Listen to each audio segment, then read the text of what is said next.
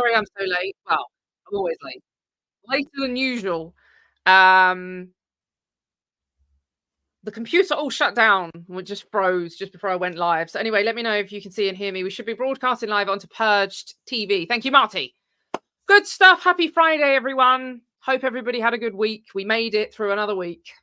It's an achievement in itself. Let me say hello to some people in the chat. Marty's the first one in. Good evening to you.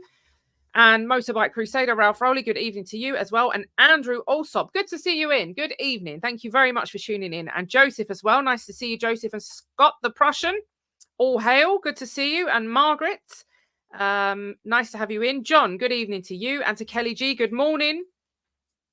Portland, Oregon, good morning to you. God bless you as well. It's nice to have the Templar folk in. I think I explained to some of our BFP members who there isn't crossover. I know most of you there is crossover, but for those of you who don't catch the Templar report, we've shimmied the dates around so that basically I'm doing Mondays and Fridays. Mr. Griffin is doing Tuesdays and Thursdays, and Mr. Dowson is doing Wednesdays and Sundays. And Saturday, we take a break, although we don't, because I'm pretty certain that all of us work on Saturdays. But we just take a break from ranting at you lovely people because you probably need a day off. Who else is in? George Smith, hello to you. And Angela, God bless you, my sister in Christ. Nice to see you in. And Tara as well. Good day to you. Howdy, Tara. And Wes, greetings in Christ to you. And Peter as well. Good evening. And Danny B. We got a good, healthy, full house today. I like to see everyone in the chat. And Charles is in as well. And Kit Bear, hello to you. Gosh, good stuff. Always a pleasure to listen when I can due to work. Thank you, Kelly. I appreciate that. I do appreciate it. All right, let's get cracking. So for our American brothers and sisters, let me just explain that we had a by-election that took place yesterday in Wellingborough. And the system in the UK is very different to the one in the US in that it is not, politics is not quite yet dead in the United States of America, but it is in the UK, I'm afraid to say. And this has been something that we have realized and we have come to terms with, and we've fought against, and we've done everything. We've played our part from every angle. But as adults, as grown-up human beings in the United Kingdom, we accept that this is the case. We don't have proportional representation in the UK. We have a rigged electoral system, which basically means that it's a two-horse race for all of the elections. And Andrew also said, yeah, Tories got trounced. Absolutely. And there is absolutely no way, and I mean this, there is no way for an outside party to gain power in the UK. Now, this is something that people have really battled against for a long time. And certain people are still not accepting it. And I'll give you an overview of why that might be shortly. But in the large part, it's a very difficult pill to swallow when you think that our men fought, bled, and died for us to live in a democracy, and we don't. We really don't. This is supposed to be some form of democracy, but democracy it is not. And so it's difficult. And it was even difficult for a lot of our members to come to terms with this. But what we did was we stress tested it. Because I don't want people to just take my word for it that elections are absolutely pointless. Well, they're not entirely pointless, but they will not deliver the results that are being promised by these other groups. And so what we did, and I want to just say this to people, and then people are like, okay, I believe her because the Fransen creature said it, so she must be right. I don't want it to ever get to the point where people just think everything I say is correct. Nobody is correct all of the time. Most of us are correct most of the time, but that's not our fault. But I thought what we'd do was we'd stress test the system to show people in real time. And so we've stood in a number of elections, in a number of jurisdictions throughout the UK, and the same results have been delivered. Now, we do intentionally pick areas to stand in which are very hostile to our right-leaning, if you will. But nevertheless, we've not only have we done it ourselves, but we've also demonstrated time and time again. We had the 2023 local elections last year, and we went through the results of those with a fine-tooth comb to explain to people and evidence to people this is not doable. Okay, it's not doable. So I want to look today at the Wellingborough by-election. There was another one as well. I keep forgetting the name of the other one, actually. I'll tell you why I'm not bothered about the other one. Is because, I'm going to try and put it up here. Kingswood. I'll tell you why I'm not bothered about this Kingswood one. Is because the seat is going to be absorbed in the general election. Now, I'm going to get onto the general election in a bit. Let me say this before I forget. There have been noises made. I don't know how factual these are. There have been noises made to suggest that there might be a general election in May still. I don't know why that would be the case. Rishi Sunak is 100% gearing up to go. And in fact, if you look at what happened on GB News the other night, which I don't have, but I could maybe see if I'll pull it up by the end of the show, see if we've got time. There was an exchange between Rishi Sunak and a vaccine-injured guy, and the guy was quite aggressive. And you know what? Just on a side note, right? The guy was in the audience and he was like gritted teeth because he's got his opportunity. It's quite difficult doing public speaking if you're not used to it. Through gritted teeth, he was saying, Prime Minister, look into my eyes. I'm one of the vaccine-injured. We've been given no help. We've just been left. And you know what? This has really struck me. And this is just a sideline, but I'm going to talk about it anyway. Do you know what the reaction of so many people online was? That guy was too aggressive. This is the problem with Western society. The man has been told that it is mandatory for him to take an experimental medical procedure, which millions of people throughout the world did because they were told it was the right thing to do. This is the thing. This is the line. It's the right thing to do. You'll be saving other people. It's not to protect you. It's to protect the vulnerable. It's not to protect you. It's to protect your loved ones. This is the line. I didn't buy it. I didn't do any of it. I haven't taken a single jibby jab and I don't intend to. That doesn't mean I haven't been vaccinated in the past, in my much younger years when I was a child, for other reasons, but I wasn't taking this mRNA gene therapy. I wasn't doing it. And so, but anyway, there were millions that we have to accept this. There will be lots of people in the chat who took it. There are millions and millions and millions of people throughout the world that took it because they were told it was the right thing to do. And so now, it turns out this might have been an entire psyop, which it looks like it was, but just take this as an isolated incident and let's just take it as it was being delivered to us, that this was a vaccine-injured man and that he had done this because he was told it was the right thing to do. The fact that people are on social media and online out in the press saying he was far too aggressive, do you know what? That's everything that's wrong with the West. Everything that's wrong with the West is summed up in that pathetic, weedy little line. Oh, he was too aggressive. What was he supposed to do? Blow him a kiss. You know, maybe, just maybe, a bit of righteous indignation is what this country needs and the Western world needs. Because frankly, if he was told to take a vaccine that has injured him and as a result of that, he's got a life-altering medical condition that could see him dead at any moment, then I think he's got the right to be angry. And I think he's got the right to be aggressive. And he didn't attack him. He didn't try and shoot him. He didn't try and stab him. He didn't even try and chin him. He just, through gritted teeth, said, Prime Minister, look me in the face. I'm one of the ones that were neglected. And the response of the yellow belly, just pathetic men, not all men, of course, but some of the men in this nation was, oh, it was far too aggressive. Maybe you should start getting aggressive. I'm just going to throw that out there. Maybe it's time we got aggressive. 1 million girls groomed and raped throughout the United Kingdom. Maybe it's time we got a little bit aggressive. I don't know what it takes for people to get aggressive. They literally pumped stuff into people's bodies that's now killing them. And if you speak out against that, you're a bit too aggressive. I just had to get that off my chest. I had to get that off my chest because this is everything that's wrong with our country and the West in general.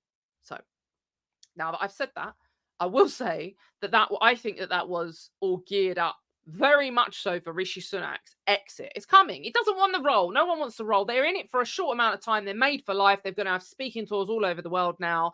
And all of their Zionist pals will make sure that they get billions stuffed into their coffers over the years. Boris Johnson's at it. Theresa May's at it. David Cameron's at it. Even that silly woman, Marty knows her name. I can't ever remember her name. The blonde one that was Prime Minister for about 2 weeks. The first thing she did when she was ousted from her role, I don't even remember her name. She was that insignificant. The first thing she did was she went to a big conference and declared herself to be a Zionist. So, there's no ambiguity. There's no ambiguity here. Let me just see some of the comments before I move on. Oh, there's loads of comments. I don't even know where to start. Democracy is an illusion. Jerry, good evening to you. Britain First got less votes than they did in Telford. I know. Goldie says he's very disappointed that the Wellingborough massive lefty stronghold. Absurd. Yeah, that's crazy. The Templar report says Reform did not do good either. In a by-election with small parties do well. Yeah, well, they did better than the others. I'm sure I read that BF posted out 50,000 leaflets in Wellingborough voters for 477 votes. Yep, absolutely. All right. We know what's coming. So anyway, that's it. Liz Truss, not Theresa May. She can't. Theresa May cannot stand me, Kit Bear. Remember, it was Theresa May that was in power. Oh yeah, of course she's at it as well. Speaking to us, it was Theresa May that was in power when they locked me up and then they shut down my. They got my social media account shut down whilst I was in jail and I couldn't contest the situation because President Trump had retweeted a few videos. Theresa May went to President Trump and said, "Can you undo those retweets?" She didn't say it like that. Undo the retweets, stamping her feet, undo the retweets. Pathetic. Just Donald Trump literally just went, "Go away, woman." He actually tweeted her back and said something to the effect of, instead of worrying what I'm doing on my social media account, you should probably worry about the Islamic extremism taking over your country.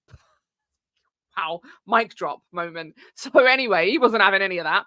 She went to the European Union and said, "He won't do it, he won't do it. I've asked him to do it, he won't do it." Isn't it remarkable? The leader of the free world, a grown-ass man, an established businessman in his own right, won't take orders from Theresa May, whoever she is. Of course not. So these silly feminists have thrown a huffy. "Oh, he won't do it." So then the European Union got involved, contacted Twitter and said, "Can you just shut down her account? Because he won't undo the retweets. They're sitting on the timeline. It's causing a hoo-ha. He's endorsing a racist, fascist, homophobic, Islamophobic, transphobic, xenophobic bigot. And we can't have that. We can't have the leader of the free world making decisions on how he handles his own social media accounts. We can't have that." The European Union are like the little Nazis stamping their feet. We can't have it. So they went to Twitter, and of course Twitter said, "Of course we'll shut it down. We'll shut it down immediately." And that's what they did. And I was in jail and I was watching this on I was watching. I had a little TV screen, and I was watching in the Commons, one of the lefty opposition, but they're all lefties, stood up and said, "Oh, can we congratulate Twitter and Facebook for shutting down Jayda Fransen's social media accounts?" And they were all like, I was just sitting there going, millions and millions and millions of social media followers just gone. But such is the state of the Western world, is that there's no free speech. We don't have free speech in the United Kingdom anyway. This doesn't exist. So in the US, you guys have got a constitution which defends your right to speak and speak as you find. We don't have that here. We don't have it in the UK. So you really, and anybody who thinks that we do, I still see people. Just briefly, because I need to get onto the Wellingborough thing, but just briefly, I did a little live stream, not a live stream, but what do they call it? A Twitter space, which is you just speak to each other with a guy, a good friend of the British Freedom Party. Actually, he's done some good stuff. Called Nick Cotton. He's got a channel called Unwashed, and he's done some great videos. We've streamed them in the past. He's a good egg. And we did a little stream. We were talking about the people in Patriotic Alternative who are all getting picked off and jailed. And of course, you'll remember this is something that myself, Nick Griffin, and Jim Dowson warned about 4 years ago, nearly. 3 years ago. 3 years ago. 3 or 4. 2 live streams we dedicated to this subject matter. That's a lot. We don't do that often. But we did it because people were getting put in jail. And we didn't want that. And we were just basically saying this is a honeypot. And the people that are getting sucked into this are ending up in jail. And Mark Collins sitting pretty. Anyway, we were doing this space and somebody jumped on and started, it was just like Fed posting. This guy jumped on and started, I'm not even going to go there, but he's just started saying about, I don't like N-words and all that, right? Listen. And he's British, this guy. I had to step in and say, listen, for goodness sake, we live in the United Kingdom. The whole show is dedicated to the fact that people are being sort of, we believe, unlawfully or illegitimately jailed for posting things up like it's okay to be white. You can get done for that in the UK. You can literally get done in the UK for saying it's okay to be white. I've just said it twice, so they'll probably be coming through my door. But, you know, that's where we live in the UK. That's what we live under. And this guy's on there going, I don't like N-words. I'm like, come on, bruv. Seriously? Are you trying to go to jail? Because it doesn't matter whether people agree with you or not. The bottom line is you don't live in a free country where you've got freedom of speech. You don't. And so people need to keep that in mind. It's just overall. Anyway, let me just get on to let me get on to Wellingborough. Otherwise, we're going to be here all day. But, you know, it just goes to show when our respective governments can all get together with social media platforms and say, shut her down, shut her down. I sincerely hope, I'll end on this and we're going to Wellingborough. I sincerely hope that if President Trump does get voted back in, that he does what he should have done the first time and he drains the swamp and round them all up and put them all in jail. Because once they're in jail, they can't censor anyone. And that goes for Elon as well. If Elon wants to play those games, round him up as well. Right, let's get on to Wellingborough. I'm going to share my screen with you and we're going to take a look at the results. I don't want to sit here and say, I told you so, because I don't need to, because you all knew anyway. But let me see. Hold on. Let me just pull the right screen up. Here we go. All right. So, election results for Wellingborough. This was yesterday, and then the result was announced early hours this morning. I can't say I stayed up waiting for it with bated breath. Like, it's going to make an iota of difference to my nation when it won't. But anyway, let me see what we've got. Okay. Oh, sorry, not that one. Where are we? There. Sorry. Trawling through all the different pages. Right, this is the page. Election result for Wellingborough. All right, so basically, Labour won both the seats. There were 2 seats up for grabs. There was the one in Wellingborough and the one in Kingswood. And let me show you something before we get off, because I'm not going to talk about Kingswood because it's pointless. The seat is going to be absorbed in the general election. So whenever the general election is, I don't think it's going to happen in May. I think that's too soon. People are talking about it happening in May. There's been noises about it happening in May, which would be 12 weeks away. I don't think that's going to happen. But you never know. You just don't know with these people, so it could. But Rishi Sunak said earlier in the, well, maybe last year, he said that, no, earlier this year, start of the year, he must have said, it wasn't going to be May, it was going to be towards the end of the year, like in the autumn. So who knows? They're all a bunch of liars. But anyway, let me just show you. I'm not going to talk about Kingswood, but I want to show you this because look how disgusting this is. These people are filthy, disgusting degenerates. Like seriously filthy, disgusting degenerates. This is the state of the country that we live in. I am so appalled by this. So appalled. I'm more appalled than the fact that Labour won the seat. I don't really care that Labour won the seat because the Labours and the Tory people, they're all the same. But look at the absolute state of this. And you can see I've been ranting about this on Twitter. But let me pull this up. This is a post that was put up by UNN, and I shared it ranting about it because it's gross. Damien Egan is the new Labour MP for Kingswood. Egan was born in Cork, Republic of Ireland, raised as a Catholic, but recently converted to Judaism after marrying his husband, Yossi Felberbaum. Yossi is a former Israeli Defense Forces soldier and has worked as a global recruiting agent for them. Look at these disgusting, filthy degenerates. This is, seriously, this is at a British election count. This is like Sodom and Gomorrah. And look at all the press, all taking photos. It's filth. It's absolute filth. It's disgusting. We live in, let me get it off the screen. It's making me feel sick. This really, I mean, honestly, I can't explain to you how ferociously we should be against this. This is how much, I digress again, but this is how much they've normalized this disgusting degenerate behavior, homosexual behavior, is that you can literally expect to be at an election count and there are 2 men kissing and embracing. I don't know. It's just disgusting. Anyway, by the by, that's all I've got to say about Kingswood.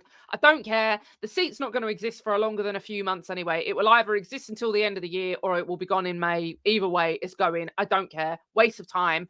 I just don't want to see filthy, degenerate sodomites kissing and being blasted all over the internet like this is a fantastic thing.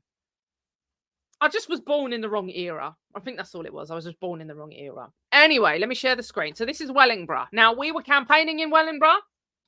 These are our leaflets, our campaign leaflets, not your average leaflet. There they are.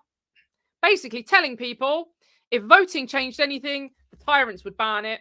And then on the back, something to scan and some information saying, spoil the ballot or just don't vote. Just don't vote. That's the top thing was just said. Number 1, don't vote. And if you must vote, spoil the ballot, but just don't bother. And then this is our campaign leaflet, which gives people actual ways that they can help themselves in terms of how to cancel their TV license, helping them pull their kids out of the LGBTQPZ plus degenerate education system, get them out of those sex education classes where they've got men dressed in drag, reading stories to children about sodomy, get them out of that. Talking to people about, using cash so we don't end up with a cashless society, all of that good stuff. And we've been adding to the campaign as we go along. So this is our contribution, telling people, don't bother voting. It's a waste of time. And if it did have any effect, the tyrants would ban it. But it doesn't have any effect. And we've said it time and time and time again. So let's just look at the results, shall we? Labour won the seat, which is quite something, given that previously this was won by a Tory landslide. Now, this shows two things. It shows that three things.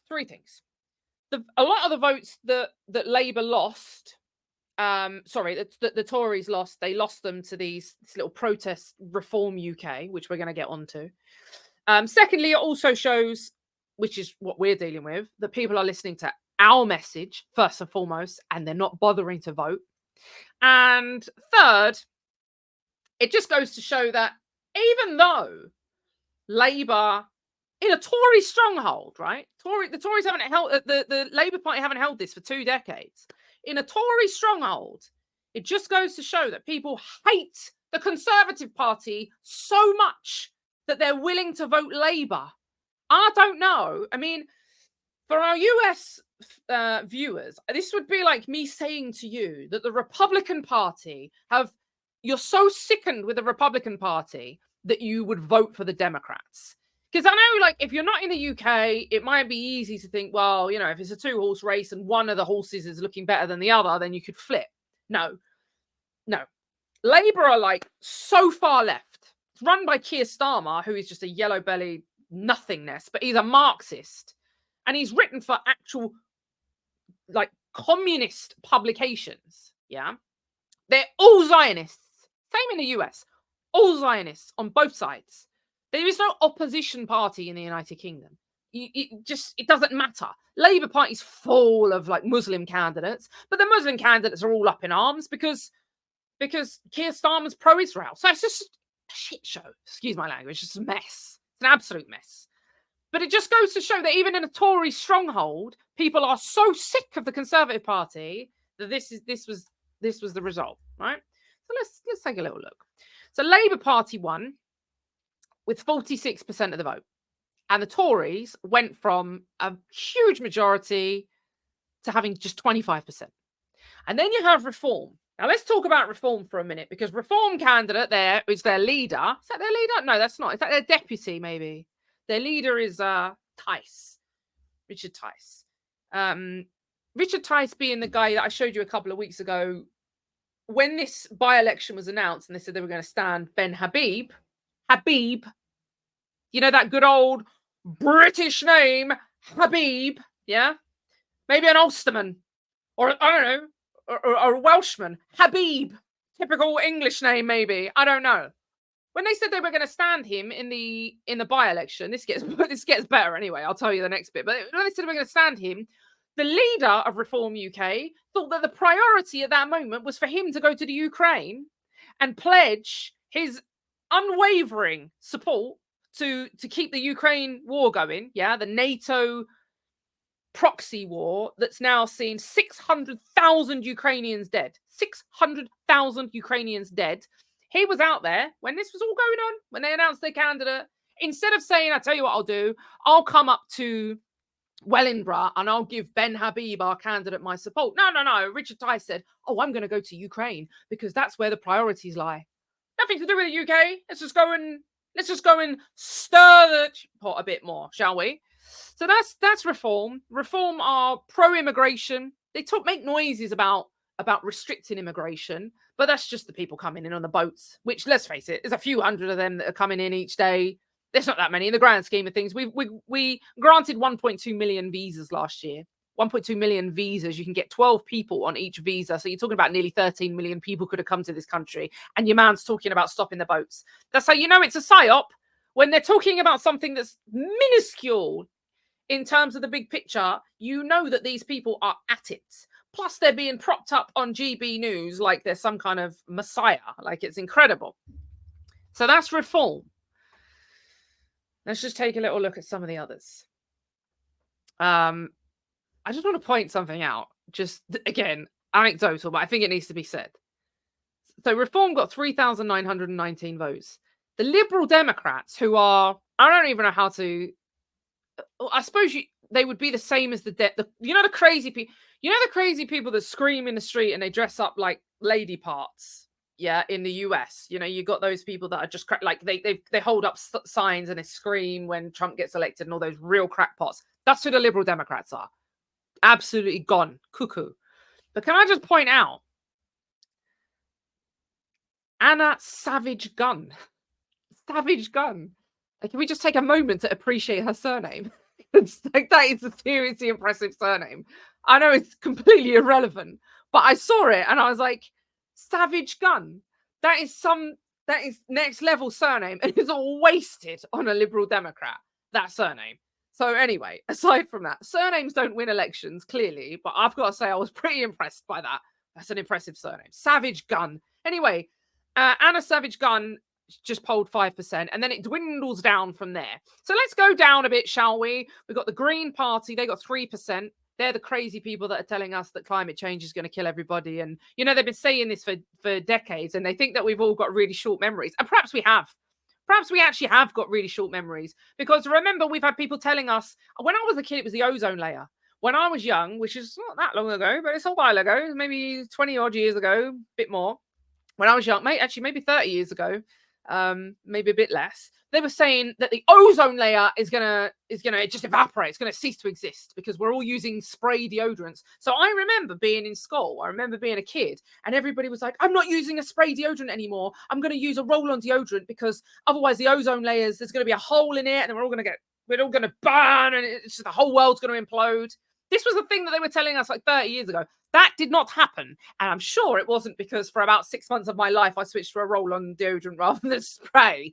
Right. So they've been telling us, and even long before that, back in the 70s, remember in the 70s, they had a young girl. I don't remember because I wasn't born, but there was a young girl, Brazilian girl, I think she was. Someone might correct me if they can remember. Their memory is better than mine. But there was a young girl, I think she was Brazilian, and they rolled her out. She was like Greta.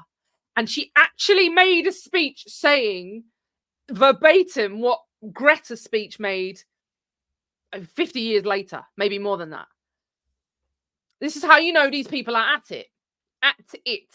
Templar Report says Al Gore said Scotland would be under half a mile of thick ice sheet by 2010. Yeah. Well, that ain't happened, has it? Anyone remember those pump top deodorant spray cans? No, I don't think so. So they've been at this. This is who the Greens are, right? So obviously, crackpots, absolute crackpots. They got 3%. And then there was the fella called Kev Watts, who's just like a local, and he's an independent candidate. He got 2%. And then after that is Britain First. And Britain First absolutely convinced all of their supporters that they were going to win the seat. They stood someone called Alex Marola, who I believe is an Italian, for Britain First. And he achieved a whopping 477 votes, which is less than 2% of the vote. And he managed to beat Nick the Flying Brick from the official Monster Raving Loony Party, Andrew Pine Bailey, who's an independent. They both scored 1%. And bless him, Ankit Love, Jacknip J. Mala Postmortem. He got 0% because 18 people voted for him. And I would just like to say, we supposedly live in a democracy, so do what you want. Yeah, if you want to vote for Ankit Love, Jacknip J. Mala Postmortem, that's your bag. But I would question who those 18 people are. And I would suggest that maybe we should have some sort of welfare check on those 18 people. I'm just going to throw it out there. Because 18 people voting for this man is probably 18 more people than ought to have. But that's just my take on that. But yeah, let's go back to Britain First for a minute, shall we? Because in all seriousness, I'm going to show you some of the stats around the actual result itself. Maybe let's do that first. And then we'll close with the serious argument that we've been making. Because this applies to our people. Like the Tories and the people that vote in Labour, they're not our people. But so I'll show you this first of all, right? This is the these are some of the stats, and somebody's broken them down and shown how they differed from the 2019 election. So, and really, this goes to show. I mean, this really goes to show how incredible this swing was, and how people are completely loath to vote Conservative. So it is guaranteed. I am sorry to say this, people, but it's guaranteed that we're going to have a Labour government. There's light at the end of that tunnel, because sometimes things have got to get so bad. Sometimes, remember at the start of the show when I was saying, you know, what's it going to take for people to actually get a bit of righteous indignation? You know, they were saying about that guy at the beginning of the show. I was saying there's a guy who was vaccine injured, and he was talking through gritted teeth about how the government had let him down, and people are like, oh, he needs to calm down. He's too aggressive. People need to man up in this country. Yeah, you should be aggressive. See, when I was walking through the streets with a cross and I was being spat at and I was having missiles thrown at me and people were literally physically attacking me, and I was doing that in response to the Muslim patrols. Like, you can't be of that nervous disposition. Oh, I can't be too aggressive. I wasn't being aggressive, but I knew aggression was coming at me. Maybe it's time that people just grow a bit of a backbone. I don't know. But anyway, it really is, let me show you these results. It's really quite something, So, Labour won, and you'll see there that the stats are really, I mean, this is quite shocking. They are only up by 107 votes. 107 votes. They're literally going to form the next government. Like, I'm telling you now, we are going to have a Labour government, which is so, it's going to get bad. But we need it to get bad. Maybe that'll spur people into action. It's going to get bad. They won this seat with just 107 votes more than they achieved in the 2019 election result. But look at the Tories. Look at the state of the Tories. 7,408 votes, right? That was 25% of the vote. Now, there's two things to take from this, but the main thing there is they were down, let this sink in, they were down 24,869. They were down nearly 25,000. There's two things that you can take from that. First of all, most people aren't voting, which means that our message is really getting through. But you might think, oh, well, if you tell people not to vote, then you can't expect change. It's been tried and tested. You are not going to get any change. This is a uni party. You vote for one, doesn't matter. Either one, you're going to get the same. You're going to get mass immigration. You're going to get Zionist bootlicking. You're going to get NATO proxy wars. You know, you're going to get the destruction of the economy. Oh, everything that we all hate, they all stand for. Doesn't matter which side of the coin you vote for. Doesn't matter. What people need to do is reject the system and rise up. And that is evident that people are starting to do that. But what a shocking thing. Labour were only up 107 votes and they beat the Tories, who were down nearly 25,000. Wow. And then you've got Reform, were obviously up by 3,919 because they didn't exist. I don't even think they existed in 2019. But this is another thing to think about. Reform are a new party, right? Now, they have got huge backing. I am talking millions, which again should ring alarm bells because we've exposed all of these groups and who they are. But Reform have only been going for a couple of years. Britain First, on the other hand, have been going for well over a decade, because a decade ago, I was involved in it. And again, let's just go back to the stats. They managed, after all the campaigns that they ran, and I showed you the campaigns at the beginning, because this is the sinister thing, is that Britain First were running a campaign telling people they could win this seat, telling people that they needed tens of thousands of pounds to run in this campaign for 477 votes. This was a big professional campaign that they ran. They had videos, they had posters, they had leaflets. One of you said in the chat earlier, you saw that they distributed 50,000 leaflets to the entire constituency. Sorry, I'm looking at the comments. I can't remember who it was. Somebody said that earlier in the comments. 50,000 leaflets to the entire constituency for 477 votes. Now, I'm not saying I told you so, but I did tell you so. Not even just to do with Britain First, but just in general, it is not possible to win these seats. But they know that. And let me tell you how I know Britain First know it, because I was in Britain First. And I know that they know that. But they'll still run the campaign anyway. They'll still pull in tens of thousands of pounds anyway. and spend it on just nonsense for 477 votes. And meanwhile, think of how many disillusioned people that gave to that campaign, that supported that campaign, that were out on the streets. Imagine how many disillusioned people there are today when they got 477 votes. Come on. All I can hope is eventually the penny drops with these people. I don't know how many more examples of this they need to see. We show them time and time, every single by-election that any of the right-wing groups stand in, we show them the stats. We show everyone the stats and say, listen, this is hopeless. But seemingly, it is not permeating. It's not sinking in. I don't know when it's going to sink in. Maybe it will never sink in. Maybe people are just so programmed into just doing as they're told, or so desperate. This is what worries me. This is what genuinely worries me, is that people are maybe so desperate, so absolutely desperate for a better future for their kids and their grandchildren, that they will just keep funding these campaigns run by these micro right-wing groups. And there is not a hope in hell. And I mean that from a Christian perspective, because let me tell you, there's a one-way ticket to hell. You ain't getting out. I mean this with absolute, there is not a chance of them winning, and they know it. And all right, Reform polled third. They got 13%. The BNP were polling higher than that in the general election, and the general elections are notoriously harder. Right? By-elections are obviously far easier to contest than the generals. The generals, everyone in the country's out and they're at it. And they were polling higher. So this is not like, oh, well, maybe next time. No, maybe not next time. The winning candidate got 46% and Reform got 13% with millions.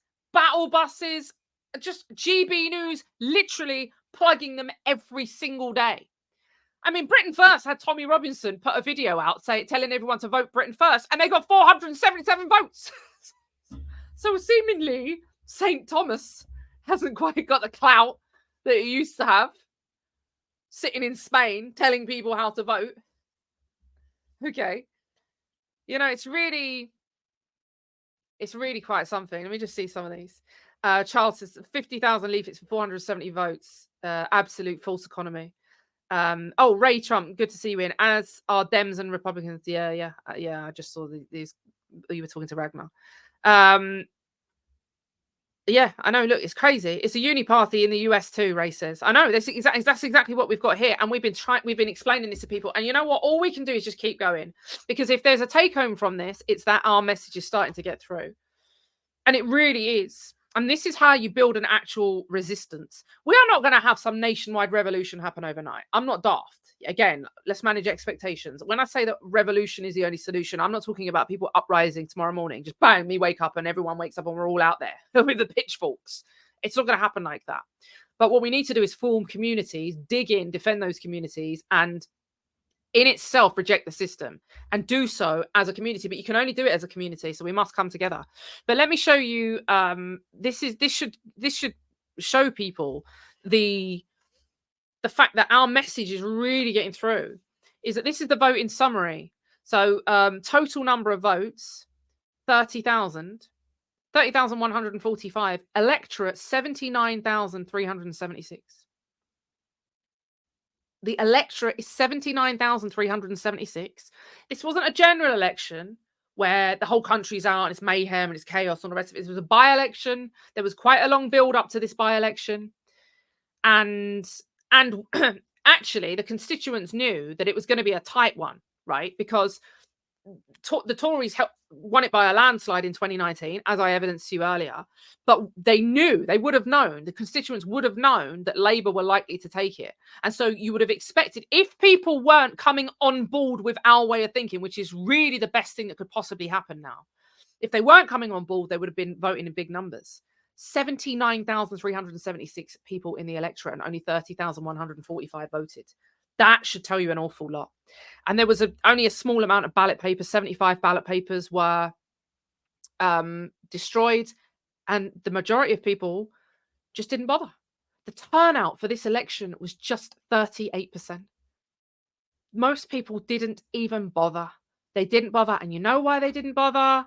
It's because they know that it's pointless. They know that it's futile. They know that it's a fruitless exercise.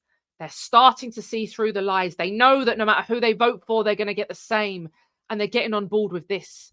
Instead of going out and putting an X and playing in their Hunger Games and getting involved in their bread and circus charades that they're trying to distract us all with, instead of doing that, rebel against the system, tell them to shove their elections where the sun doesn't shine and do something constructive for your family and for your bank balance. Shut down close your TV license, cancel it. You shouldn't be paying the BBC. Don't let these people knock on your door and demand a TV tax from you.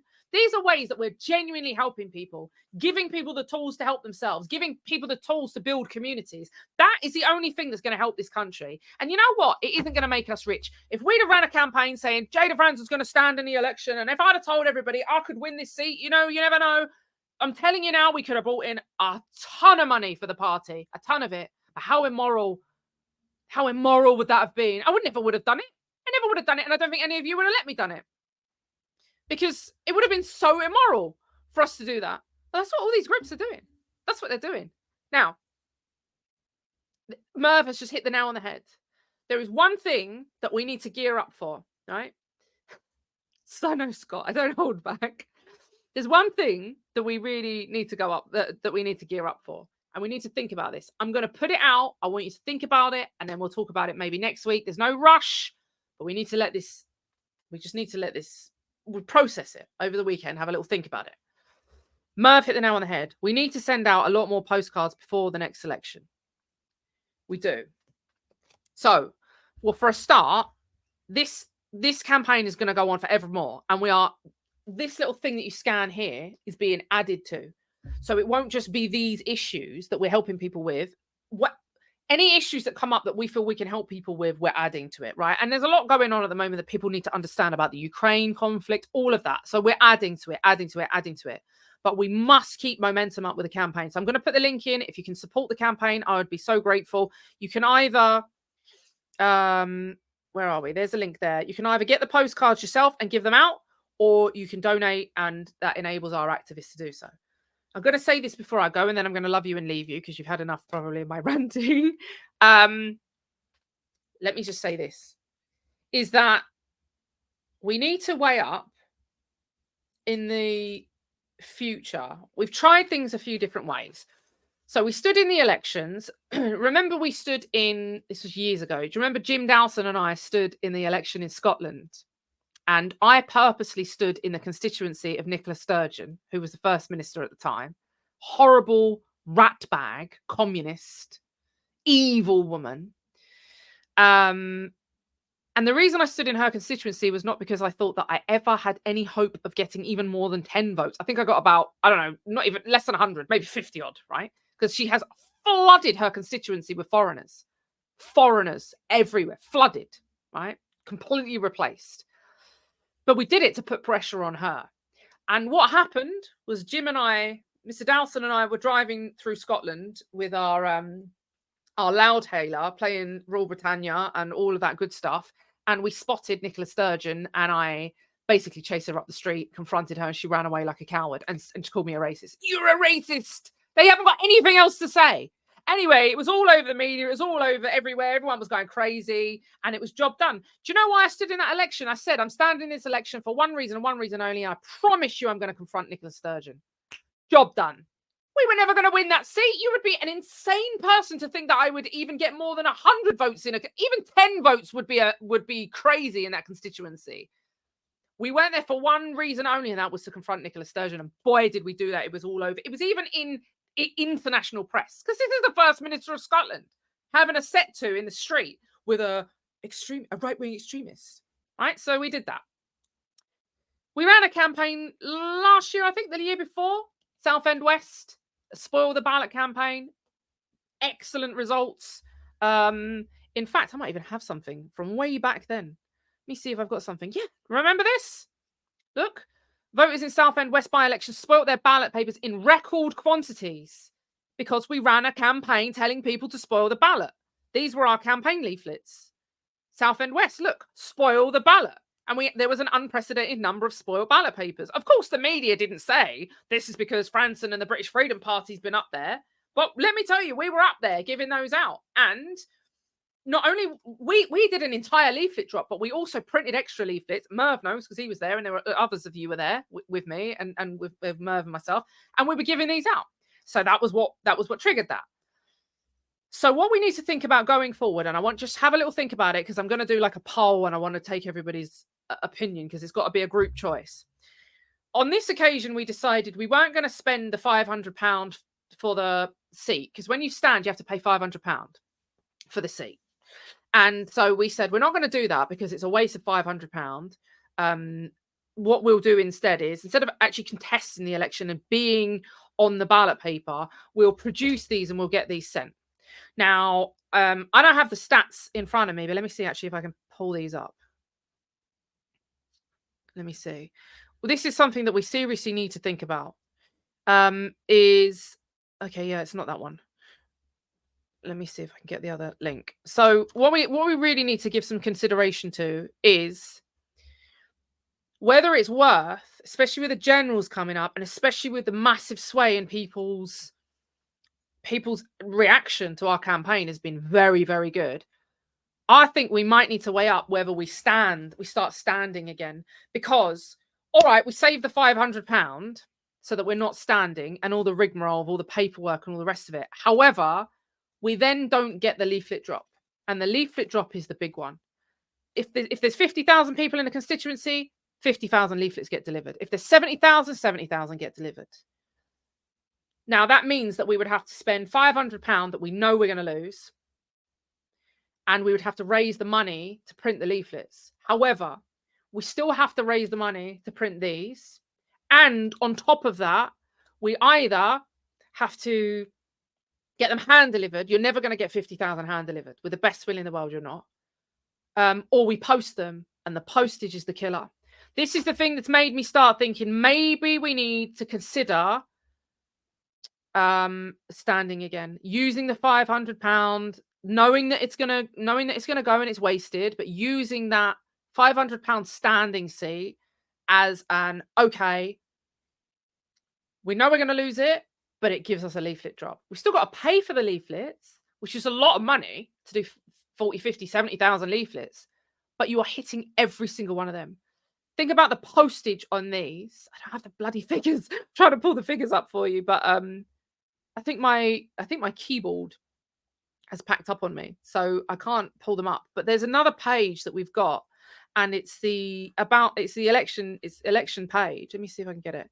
And it basically sets out, we've got a table of like how many cards we can send, how many postcards we can send, and what it costs. Yeah, because we're totally transparent with this. We're like, look, this is how much it costs for a second-class large stamp or a second-class stamp. That's what it costs. Not large. Second-class stamp. That's what it costs to put on there. So that's how much it will cost to send 10 of these, 100 of these, 1,000 of these, 10,000 of these. We're upfront about that. And frankly, it would be just like I don't even know if there's a mathematician in the room or if anyone has there we go, £500 to get 40,000 post free, no brainer. Yeah, well that's the Templar report said that. If you think about the cost of sending, I don't know how much a second class stamp is, but it's got to be about £1. It's got to be maybe a bit more. We've got the stats somewhere. I'll get them ready. We'll talk about it next week. Just think about it. The Templar report said they think it's worth doing.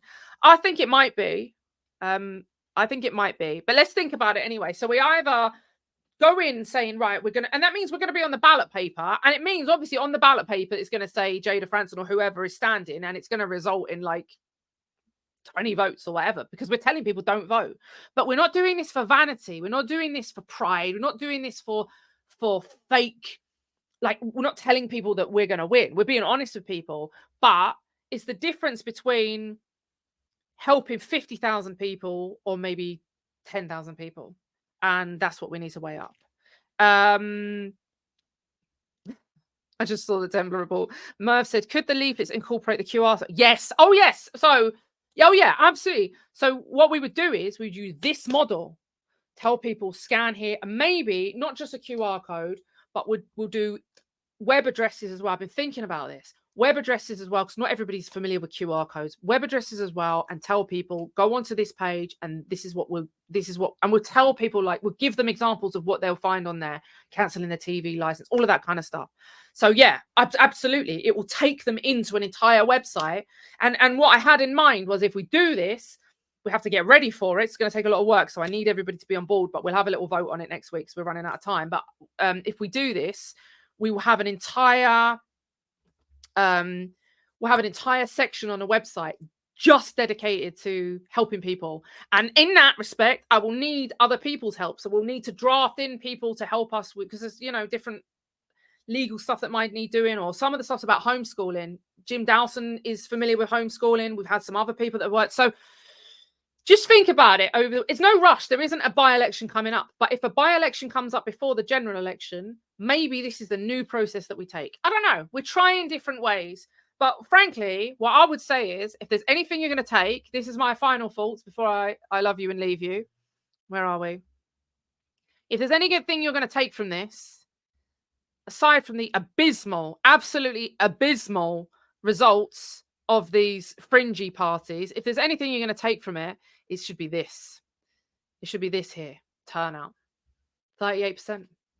38%, ladies and gents. We're telling people don't turn out, and they're listening.